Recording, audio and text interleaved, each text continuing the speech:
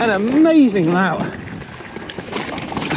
of grip, as it seems to really genuinely search out kind of, not necessarily a path of least resistance, but just kind of molds to the trail. My name's GuyKesTV, and today I'm up at Stainburn Forest in Yorkshire testing the brand new Cotic Flare Max 29mm steel front ended aggro trail bike. In terms of material and basic build, nothing has changed since previous Flare Max. You've still got that custom tube Reynolds 853 front end, that DZB oversized top tube, stained steel seat stays, alloy chain stays, and this is still one of the Taiwanese bikes, not one of the 5-land Scottish built mainframes, so all the fixes and fittings are Far Eastern too, not Superstar built in Lincolnshire, but that does mean it's a more affordable bike. Whew. Get that nicely. And chainstay length hasn't changed. Only thing that's slightly changed, front end dimensions. And the head angle's the same as well. 65 degrees with its 140mm fork. But the reach is now 490mm on this large, and the crucial thing is that the seat angle is a lot steeper, 2 degrees steeper, so I was pretty relaxed before, but now it's up to a very contemporary 75.5. So bringing that emphasis forwards in the handling and really helping you work that front end more, which is why they've got this X-Fusion 36mm Trace 36 fork in the front, because it is a properly aggressive front wheel working bike now, whereas previously Flare Max was relatively relaxed and genteel in feel. And also they've changed the shock kinematic at the rear, so you're getting a much flatter rate, less travel. So obviously the Flare Max had just gone up to that 132mm rear travel. She bought the booster package, and now it's 125. But what it means is heavier, more aggressive riders will be fine with the shock fully open. But if you want a tighter feel for a lighter, less aggressive rider, then you can put some volume spacers in it, make it more progressive. I mean, it's still fairly progressive, still running 21%, but the old one was 28%. So not only is the handling centering you more in the bike, but the suspension feel is more centered as well. That steeper seat angle just means you can attack those uphill turns without needing to make such a dramatic weight shift, even though it's still a long slack bike. Just comes around them a lot more naturally now. And you do have to nurse the rear traction a bit more because your weight's further forward on shallower climbs, and pedalling will take some getting used to as well for some people, but certainly for tighter, steeper stuff, it's definitely a win. And this steel front end, it's not quite as heavy as you think, but there's no denying this is a sturdy old bike. But 130mm comes in at 15.6 kilos, this full build, with Trace 36 fork and alloy components. But the nice thing about that steel front end is it's got this inherent compliance and smoothness, and what that translates to on the Flare Max is just an amazing amount of grip, as it seems to really genuinely search out kind of, not necessarily a path of least resistance, but just kind of molds to the trail and really flatters these high grip WTB front tyre, even when it's proper dicey wet root fest like it is this morning. Another thing, it's quite useful, relatively high, getting on for 340mm BB, so when you do features like the boulder there, you're not going to grind your cranks out. That's the theory anyway. And it also means you can get away with running full 175mm cranks if you like that extra pedalling leverage. And it really is a nice, supple, forgiving bike, even when you're on the brakes over punishing rocks like that. And that steeper seat angle also comes into its own on that kind of trademark UK trail centre uphill switchback like that. Oh, I hope I've lost everybody.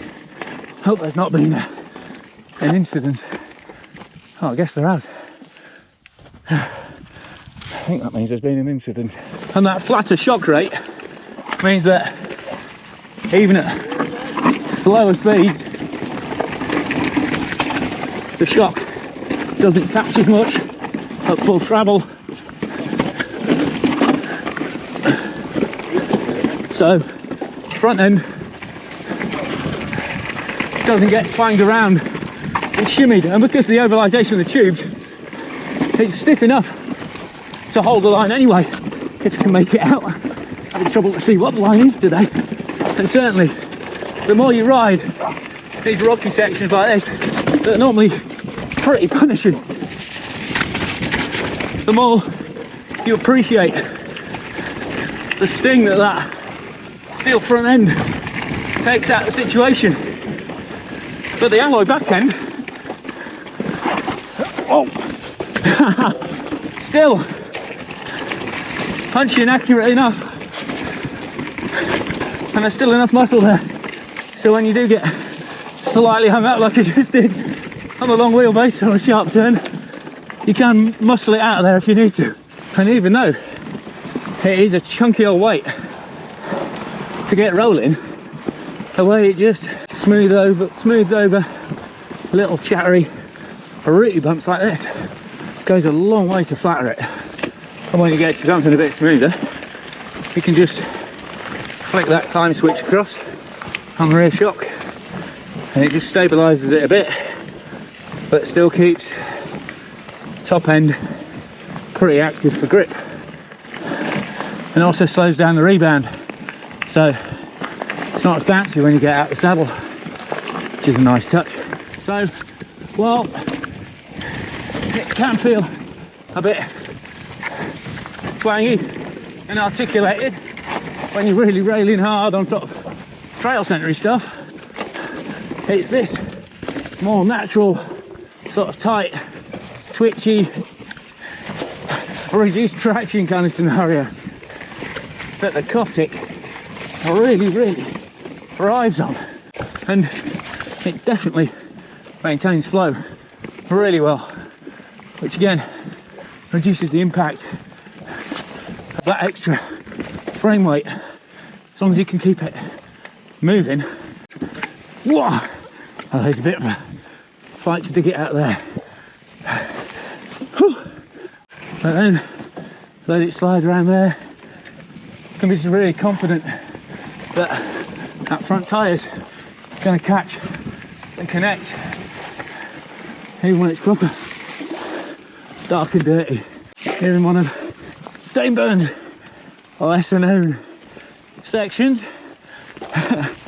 Joffland here, Mr. Lazenby's handiwork that Ryan's a massive fan of. And again, so you got those long crank levers, allowable by that decent ground clearance. You at least have got plenty of torque to work with through the chain set. And while a lot of people go for the Cane Creek Helm upgrade to match the rear shock, certainly don't discount this X-Fusion option. This Trace 36 might be a bit weighty, but then the helm's no lightweight, but the tracking stiffness and the damping on this rough cut damper, absolutely excellent. Just works so well with the compliance of this frame. Keep this bike properly stuck down and flowing, even through properly punchy sections like that. So the speed sustain is just excellent, even against considerably bigger travel bikes. So you've got that kind of nonchalant, confident front end grip, but still nicely poppy, agile rear end. And it's never going to be as sharp as, you know, the most crispest carbon or alloy bike, but then that's not why you're buying a Cotic. You know, you are buying it for that ability to shrug and shape through tight sections, that warmth, that forgiveness.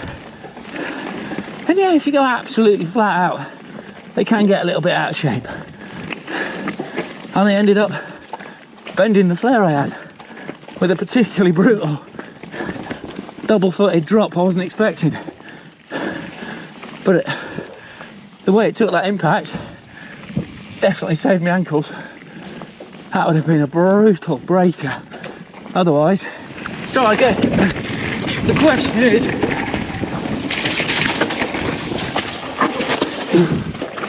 has the geometry changes to this new flare made it better? And obviously that depends on the character you want from the bike, but it certainly made it a lot snappier and more aggressive in terms of what you feel like you're able to do with that front tyre now. I'm really feeling confident working that big vigilante now, whereas before it's quite laid back, quite gentlemanly. It's now all about getting low, working those side knobs, and also shock on the back there. It's definitely a little more open with its travel. Lovely little turn in there, for example. Well, ciao. Really is just a noticeably more. I'm just leaning it in more. That's what I'm trying to say. Attacking harder, and it's pretty greasy day today up at Stainburn, but really working that front end tyre fork frame. I hear Shad screaming behind me there. As this just feels remarkably confident, and because yes, sending that, always a good feeling. I'm just much more centered. Don't feel like I'm having to move around or work the bike. Just pointing my knee in, driving. Please, this feels, I have to say, feels ace. Get my knee to that top tube just turning in enough to really feel like you've got an edge, but not so much you're gonna snap under. Yes, Cotic! New Flare Max is a flyer. So grippy. So there we have it. Cotic Flare Max. Oh, you just feel it sliding around. Just, you know, provoke it, drift it, move it round. Such a fun bike. For pushing hard on, getting your drift up, even when it's properly testing conditions. Slippery as today up here at Stainburn, but oh, yes. So there it is, new Cotic Flare Max. Still that same sort of forgiving steel charisma, but this new tweaked long shot geometry with this steeper seat angle pushing more weight into the centre on the bike and loading up the front wheel more really makes it a noticeably more attacking and aggressive bike. And then what they've done with the shock kinematic, you know, eased off slightly on the travel compared to the 132. It's now 125, but it centres you right in the middle of that shock sort of control span, right in the middle of the bandwidth on the shock. And it's just a really, really good evolution of an already extremely good bike. Absolutely bloody loved regging it around here today and all week. So much grip, so much confidence from that compliant, forgiving ride. But, you know, still agile and fun enough because it's short travel to properly chuck it around and take liberties with it. Absolute blast on techie trails like this. So thanks to Si from Cotic for the loan of the bike for testing. It's not a paid for video. I was just really keen to try the new bike. Thanks to Gore for base layer. Endura for the MT500 trousers. Mavic for Crossmax boots. 100% for the gloves, and Mavic's new D-Max helmet as well. I've been GuyKesTV. You've been watching GuyKesTV. Thanks for watching. Thanks for subscribing and sharing. And please consider supporting my Patreon subscription channel as well, because that helps me fund and spend the time on non-paid for videos like this, which makes a big deal to the output of the channel. And thanks again to all the subscribers whose names will be scrolling up here, especially the $10 investors. You guys make a massive difference to the ongoing life of the channel.